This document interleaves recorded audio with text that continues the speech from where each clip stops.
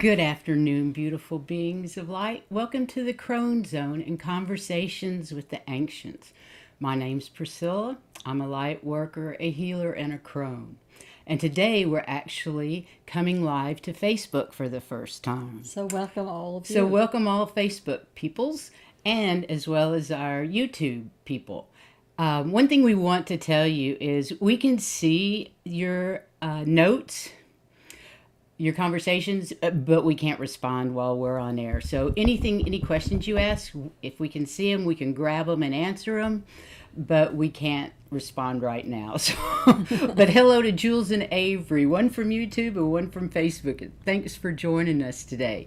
Let me introduce you to Heather. One moment, I forgot to say that we talked about on Saturday, oneness and unity consciousness. And that was exciting, so you might want to go see the Saturday tape.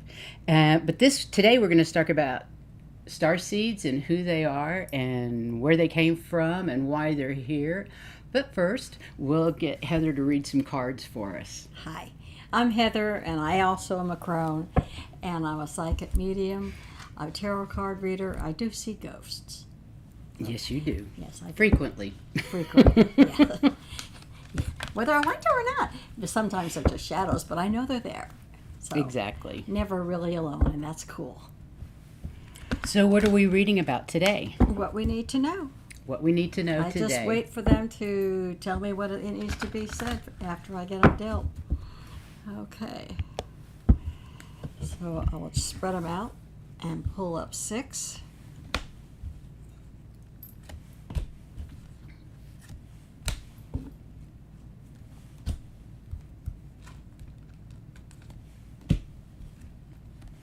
I love these cards. Their colors are beautiful. And they are Return of the Spirit. They are they're made by Cheryl Lee Harnish, and they were really, really, really cool. They were one of the first decks that I could just look at and I knew what it meant. And it's not because of the word that's written, because the first card is love. Well, that's important. That is important. Next card is voice. And this is what your spirit's doing, frequent shifts. What's the first card for? The first one is the problem. And the second one is why we have trouble with it. Third one is what your spirit is doing. Whoops, this one. This one, we like manifest. It comes up a lot. Manifesting comes up a lot. We're manifesting a lot. This one has to do with what you need to do in order to overcome this. And this is the final result, which is unusual. So let me see. Interesting. Yeah, so let me see what it is. Hi, David. Welcome to the Crone Zone. Hope you're having a lovely afternoon. We are. I think what it's telling us is that the love, the unconditional love that we need, that's what we're trying to do. But what stops us is things that we say or things that we've heard. So anywhere with the voice, that's making it difficult for us to have unconditional love for everybody. And of course, our spirits are frequently shifting because we're growing and we are ascending. So everything is changing as we go along, which actually is a help because that way we can take care of that noise that we hear in our head. At the same time, our bodies are continuing to manifest what we need, who we're working with, what we need to have, what we need to feel. Your body is beginning to feel those, and some of the problems or hurts or aches or pains that we get when we're ascending, that's part of the manifesting. That's just, it's happening, but it will disappear. What we need to do is think of one another for the unity card. We need to remember somebody else besides ourselves.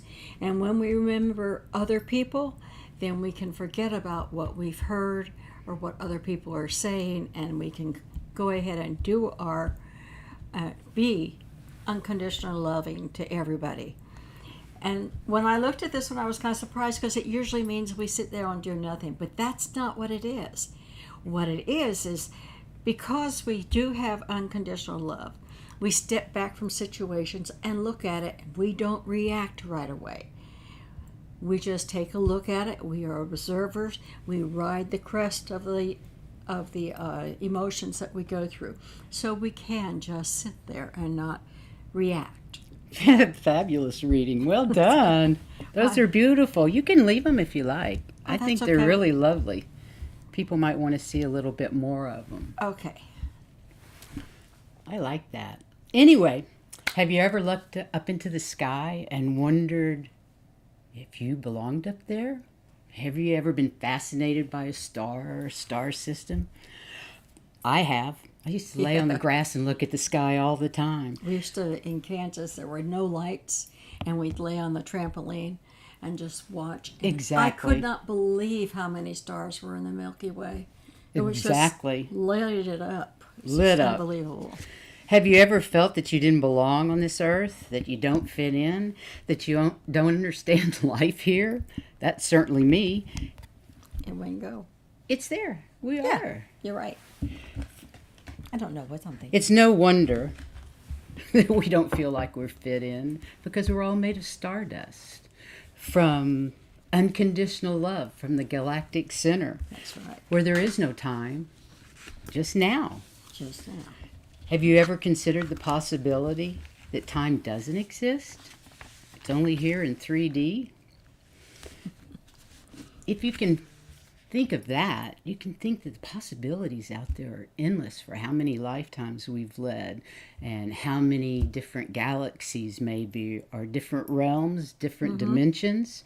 As fractals of the divine, our souls have lived thousands upon thousands of different lives in different places all over the universe. All at the same time. So by our very nature, we're all starseeds, aren't we? Yeah. Yep. So what is a starseed? No, they're advanced souls from other planets and universes and galaxies. They're from all over, but they're the advanced ones, and they're volunteering to incarnate on Earth to help inspire the human and to heal Mother Earth. They're here to participate and assist. Can't talk anymore. Anyway, they're here to participate and assist the human and the raising of the vibration of mankind and Mother Earth. And they're here to help propel our evolution into the golden age of unity, consciousness, and oneness. And what did we talk about last time? Mm-hmm. Unity, consciousness, and Exactly. oneness.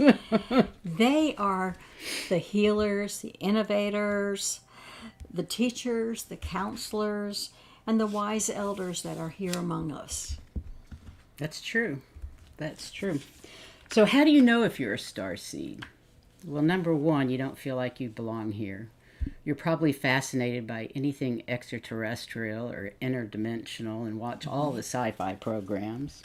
You've always felt like you didn't fit in with your family or your friends necessarily, especially as a young child growing up. You're maybe fascinated by astronomy, astrology, which has always interested me. I don't know about you, but astrology, Yeah. the occult, and spirituality in all its different forms. We also have a strong sense of justice, equality, and compassion for those that are less fortunate. Babies and children and animals are always drawn to you and you to them. These are all signs you may be a starseed. Yes. And they have a strong, you already said that, didn't you? A strong Nope. aversion to violence and cruelty. That's true. Yes. And they're interested in holistic health and natural remedies. They're not into the chemicals. They like the way that we do other things. They can be vegan, they can be vegetarian, or they can be nothing at all, just eating anyway. And they usually believe that there is life somewhere else. So, and you may I always did. Somebody I talked to all the time. As a child, I had an imaginary friend. They didn't have a name, but I was constantly talking to them. They must have been talking back. I just don't They remember. must have. My don't older know. sister had an imaginary friend, Murdy Sissa. What a name, but I don't know that. I think Murdy Sissa talked back to her too, but I never had Yeah. one. I mean, I would ask questions, I would get answers, so they must be talking back. I guess so. Yeah. And you may have dreams or memories of living someplace else or on another planet, which is perfectly possible because remember, there's no time there, so remembering could be happening right then someplace else. Exactly. Kind of weird. And you may have heightened intuition, or you may have more psychic abilities than most. And you've had experience of astral projecting or remote viewing. I remember when I saw the vet sitting in a chair asleep, sitting next to my dog after she'd been hit. I didn't know what was going on, but I knew that's where he was. That's wild. Yeah, I think it's really wild. That's pretty cool. And you may see ghosts. Duh. And you've had encounters with angels or extraterrestrials or interdimensionals, and you don't really understand what's going on, but you've had those encounters. So How many of you have had those type of encounters? We certainly have. recently, well, me? No, I can't was even talking tell. to them. Probably unlimited. Exactly. So I don't know if you know who Dolores Cannon was, but she was a famous hypnotherapist. I got that out. And past life regression therapist. And she surmised that there were 3 waves of volunteers that have come to Earth. And that's the Indigo Children, the Crystal Children, and the Rainbow Children.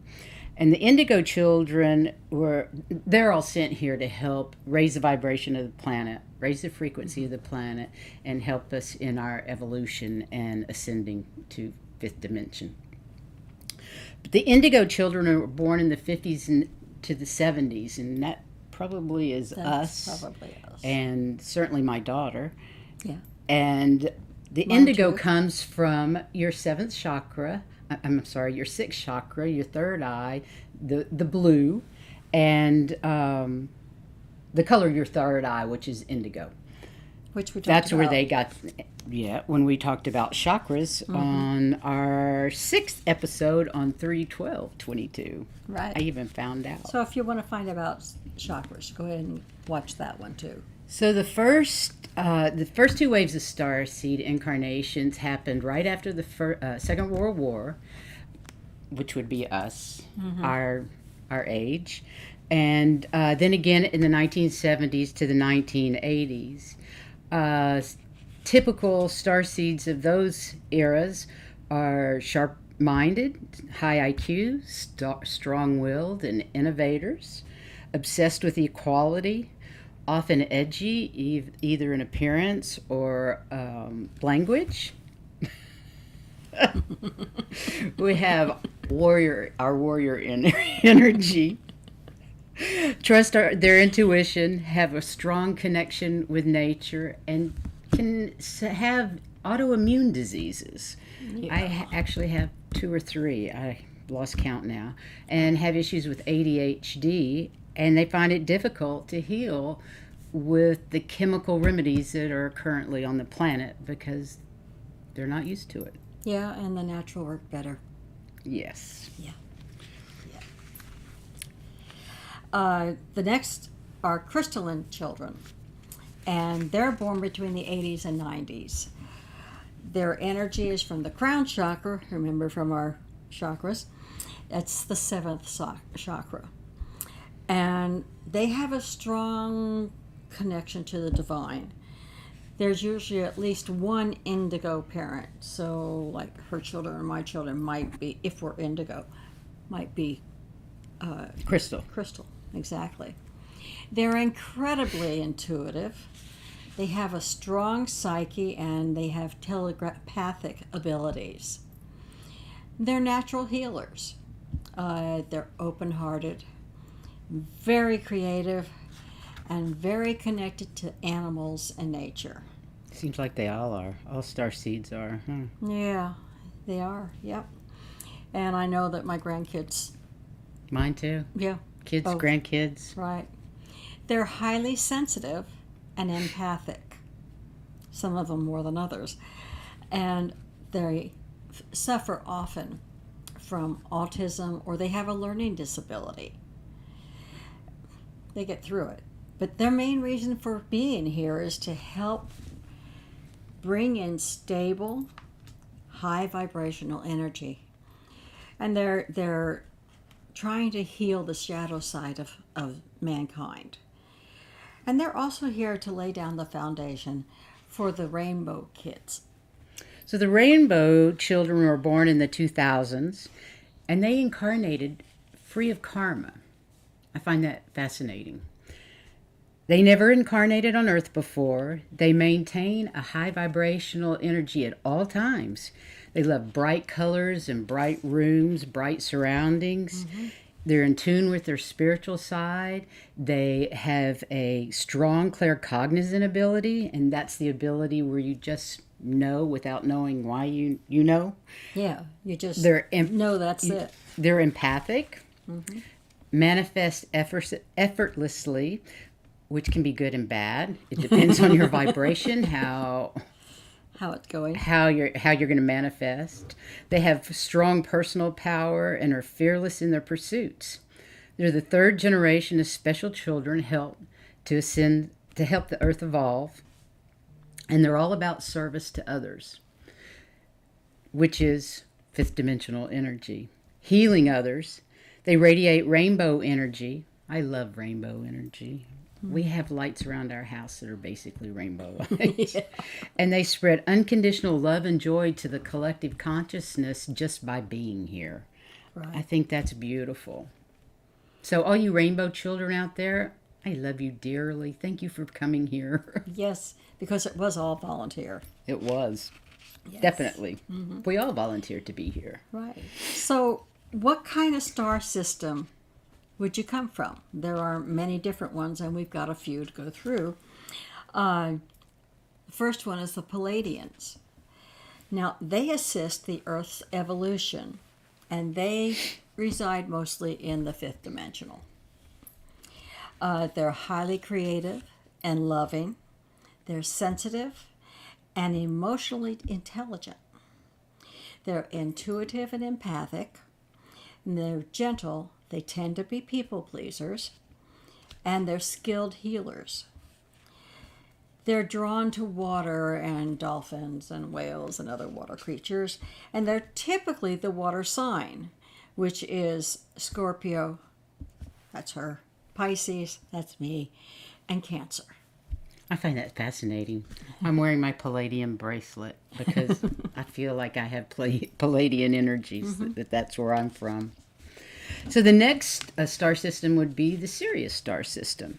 And they're here to assist in our evolution and guide us in times of turmoil, which I think is pretty appropriate for the now. Mm-hmm. They are six-dimensional beings and are peacekeepers and guardians. If you're drawn to the Sirius star system and you lead a simple but spiritual life, you may be Sirian. They're very connected to Mother Earth. They keep a tight-knit circle of loyal, close friends, have a great sense of humor, but struggle to express emotions. They value personal freedom and were responsible for some of the earliest seeders of Atlantis, Lemuria, and Samaria. Mm-hmm. I find fascinating, too. Yeah. And then we have Arcturians. And they are the builders and architects and organizers of the world. Again, they live in the fifth dimension. And they are strong-willed, and they command leadership. They're natural leaders and highly charismatic. They're highly passionate about their work, and they're extroverts. They're highly intelligent and motivated and confident and highly driven. They're gifted at divination and tarot. They're interested in sacred geometry. And they're here to help advance our evolution technologically and emotionally and mentally. Sounds like we need them too. Yeah, we need everybody, it looks like to me. The next group are the Andromedans, and they're heart-centered masters of the arts and scientists, and they're from the 12th dimension.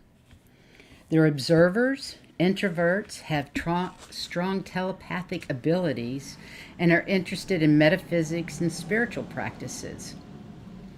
They're loving, benevolent. They have a balanced left and right brain.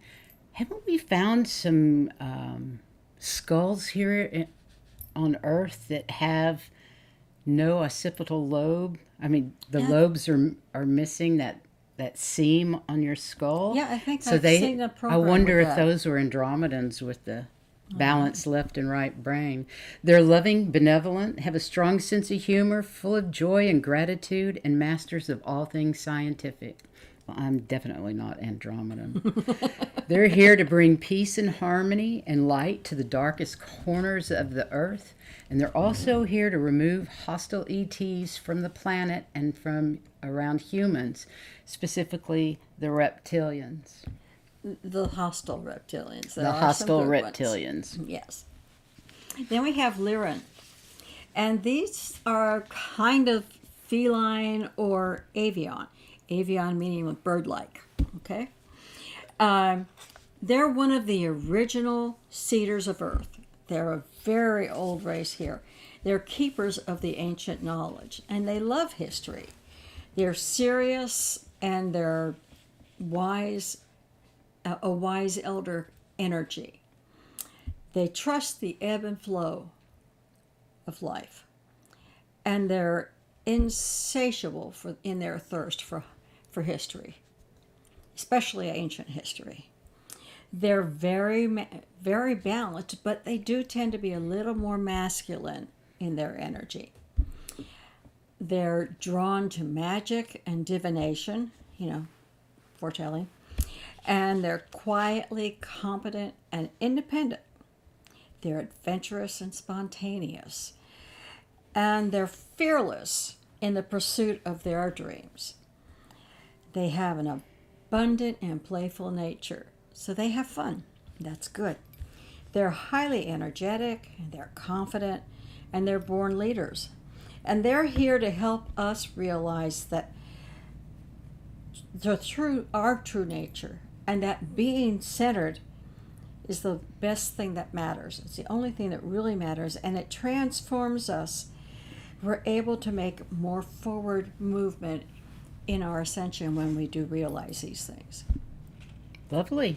I always see, when I was writing about the Lyrans and researching the Lyrans, I actually kept seeing a big lion with a full mane, but white. Right. White. Don't know what that has to do with anything, but I have a feeling they were felines. The Lyrans were feline beings, so I don't know. This big old lion just shaking his mane came to mind when I was looking these up. I remember when you were, you did channel some lions, and you have also channeled avians. Exactly. I do remember that. The next group is the Orion Group. The Orion Starseeds are extremely logical, compassionate activists, the seekers of knowledge. They love to learn, fiercely independent, and love their alone time. Boy, I can relate to that. And they're entrepreneurial. Typically earth signs, Virgo, Taurus, Capricorn. They're interested in biology, chemistry, physics, astronomy. And of course, they're here to help humanity open up to the true source of their power, which is our higher self and oversoul and divine love and light. And they are master manifestors. Again, depending on their frequency, they can either manifest a lot of good stuff or a lot of bad stuff, depending on their nature. I keep repeating that the starseeds that are here now are here because they've asked to be here. They've chosen to be here. They're not just plunked down here. It's completely voluntary to reincarnate on Earth right now. They are here, all the starseeds, and they all seem to have metaphysical gifts. But they're all here to heal the environment or the animals or the earth. And they help the civilization transition into our golden era of unconditional light and unity consciousness. Exactly. So they're helping us transition. Do you think you might be a starseed based on all this? And if you are, what kind are you? And where are you from? And like we've always said, always use your discernment in what you hear. Keep what resonates with you and get rid of what doesn't. Exactly. Are there any questions? Does anybody in the chat room have any questions they'd like to answer? Or like us to answer? Or is it just too much to think about right now? Anyway, you can always come back and watch this again and think about what kind of starseed you might be. I truly believe I'm a starseed. I believe my children and grandchildren are starseeds. And I think I came from the Pleiades before I came here. So that's my story. I also think we have been white lions at one time. I think you're right. I think I do remember that. Yeah. Would you like to throw some more cards before we leave? I would be delighted. And I really like when you pick the last card. We never know what we're going to be asking for. But we do know it's going to be cool because they decided. It's part of the reason I love these cards. So this is what do we need to know the most right now? Right now. And just pick one. So what is the collective need to know the most right now? Oh, we got the feline again. And if that's referring to the further... That's too high, they can't see. Oh, let me bring everything down. There you go. If that's referring to the card reading from before, then they're saying you really need to work with yourself and overcome all of the gossip, the news, the other things that you hear that are keeping you from being able to step back from what's going on and really assessing the situation. Like a cat would. Like a cat would. Like a cat would. Exactly. They're just going to sit back and watch and get ready to pounce, aren't they? But they don't pounce necessarily. Sometimes they look at something and say, oh, that's okay. That's right. So I think that's probably referring back to the card reading earlier today of what stops you is like the news and what you've heard and what you've read. It stops you from unconditional love. And we want that unconditional love.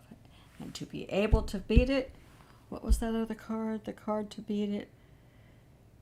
I can't remember. But I do know that we needed to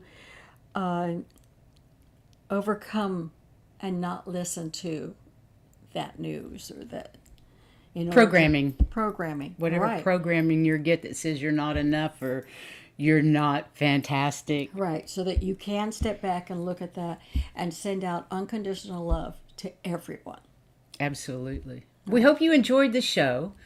We'll be back on Saturday. We're going to talk about divination, tarot cards, oracle cards, runes, crystal balls, dowsing, you name it. We're going to try to get... We're going to try and get as many as we can. So have a great rest of your week, and we'll see you on Saturday afternoon. At 3 p.m. 3 Eastern p.m. Standard Time. Thanks for coming. Lots of love.